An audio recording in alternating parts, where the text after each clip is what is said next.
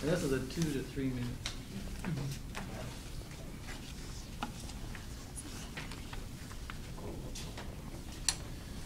Mr. Toastmasters, fellow Toastmasters, welcome guests. There are 18 people that call me Uncle Michael, and I'm delighted today that the very first among them, Karis, has announced that she's going to get married this upcoming spring. It's a delightful thing. Karis met Thomas about 2 years ago when she first went to Oklahoma State University during her studies. Actually, they met during a Bible study group. And Thomas was initially smitten, and she was initially resistant, but eventually it all worked out, and now, last Thanksgiving, they're engaged. And I'm delighted for them. The thing that's kind of interesting, though, is even at 21, I'm sure a whole lot of people are telling you that you're too young to get married, and that you haven't known him long enough, and you haven't even finished college yet, and you don't have a job, and you haven't bought a house and a car, and you haven't paid them off, and done your kids' college fund, and all that stuff. And that's all true, but really not germane to whether or not it's a good idea to get married. You make your plans, they get adjusted, you move on.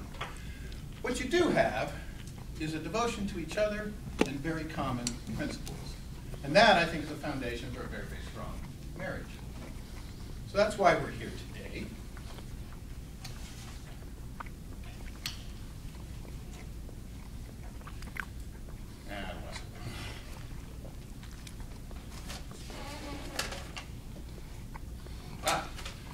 Oddly enough, my advice for you, my concern for you, is more based upon the fact that you're probably too compatible. You don't have enough. That causes friction between you. And it takes friction to create traction, and opposites do attract. So there's an aspect of that you might want to consider, is that you got to work some problems out to keep things going. But I am confident, as everybody around here will probably tell you, that stuff will show up. And that'll help you work it. Now, people say perhaps that you're not ready, but I think you are. And frankly, no one ever really is. It's one of those things that we practice for, we study for, we take the quizzes, we think we're all ready for marriage. But when you get in there, the questions are always different than they were on the practice quizzes. You have to learn on the job, just like everything else in life. And what a job it is. It will probably be the most challenging, the most difficult, the most heart-wrenching, and perhaps the most satisfying thing you ever do in your entire life. At least that's how it's been for me. And in this room are literally dozens of people that love you and will support you, and they represent literally hundreds of years of marriage experience, and we're all here for you. So, pay attention, folks. To